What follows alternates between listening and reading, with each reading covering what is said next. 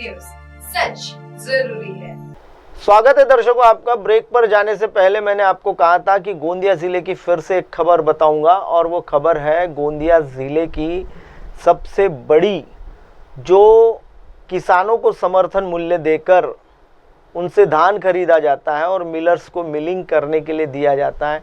उसके बाद दर्शकों, उसके बाद वही चावल आम जनता को खाने के लिए दिया जाता है मिलिंग कर कर। सरकार तो हर साल फसल खरीदती है, लेकिन उस फसल का एक्सपोर्ट किया जाता है, यानी उसका उष्णा का चावल बनाया जाता है, जो एक्सपोर्ट क्वालिटी बनाई जाती है और दूसरे देशों में उसे निर्यात कर दिया जाता है। सरकार का धान मिलर्स खरीदते हैं, उसे ओपन मार्केट में बेचते हैं।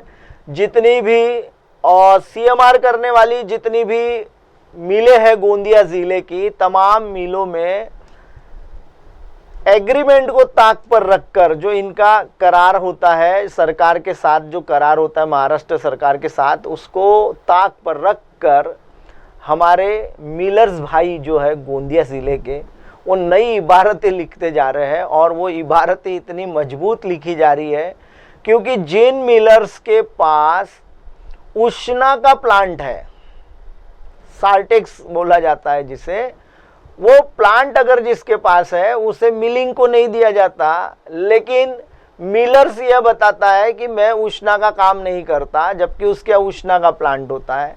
और उसके बाद वो धान उठाता है, मिलिंग करता है, उसका चावल बनाता है और उसे एक्सपोर्ट कर देता है।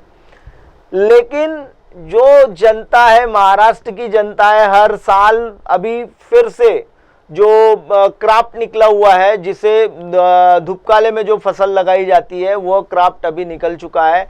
ऐसी सिचुएशन में भी सरकार धान तो खरीदती है, जनता के लिए ताज़ा धान होना चाहिए, केमिकल टेस्ट, बहुत तमाम टेस्टें बताई जाती है। सब नियमों को ताक पर रखकर ये महिला गोदाम का जो क्यूसी है, उसी के गोदाम का ये चावल दिखा रहा हूँ जो मेरे पास, ये जो फोटो आप देख रहे हैं, इसमें ये जो चावल है इसमें ईल पड़ चुकी है। यानी ये गोदाम कितना हाइजीनिक है यह आप देख सकते हैं। और सरकार के ये नुमाइंदे जो है, ये 5,000 रुपये लाट लेकर जनता को सड़ा अनाज दे देते हैं, जो मनुष्य के खाने अयोग्य होता है। BRL होता है ये सारा, लेकिन ये सब मटेरियल ये उनको दे दिया जाता है। जनता तो जनता है, जनता किसके पास जाएगी गुहार लगाने? मुफ्त का राशन है, मुफ्त के राशन के लिए क्या कहेगी जनता? सरकार के तो करोड़ों रुपए लग गए हैं। अगर सरकार सीएमआर के लिए अगर समर्थन मूल्य में धान न किसानों से खरीदे, तो इस पूरी योजना में ये होगा कि ये सरकार को जो राशन दुकान है उसमें FCI से चावल लेना पड़ेगा, और चावल लेकर जनता को अपने जो कार्ड धारक होते हैं, जिनके पास राशन का पर्चा होता है, उनको अगर वो राशन दिया जाए तो सरकार को ज़्यादा पैसे लगते हैं। लेकिन उसमें भी इस तरीके का, यानी जनता को चावल देना है और वो चावल ईल पड़ा हुआ चावल है। यानी यहाँ हाइजीनिक की जो बात कहे तो ये शायद महिला गोदाम पर हाइजीनिक का एक बहुत बड़ा एक अलग से एपिसोड बनाना पड़ेगा।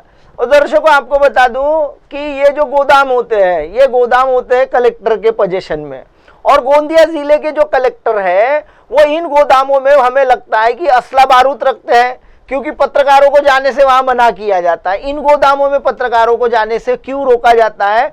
तो उसके पीछे की ये कहानी होती है, क्योंकि राइस मिलर्स जो है वो सीएमआर का जो चावल है वो दूसरे यहाँ से लेकर आता है और वो वहां जमा कर देता है। इसके बाद ये गोरख धंधा चलता है, और ये गोरख धंधे की पोल ना खुले।